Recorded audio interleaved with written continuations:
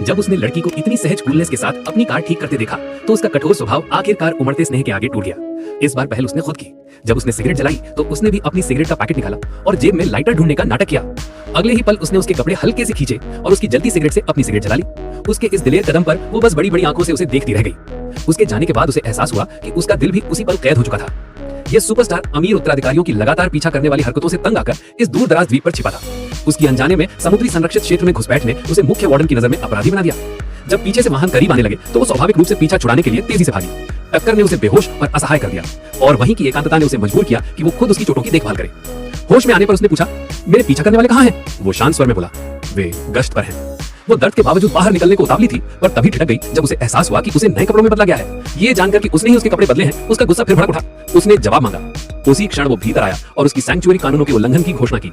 दोनों में से किसी ने भी नहीं सोचा था कि ये टकराव उनके जीवन की सबसे असाधारण प्रेम कहानी की चिंगारी बनेगा।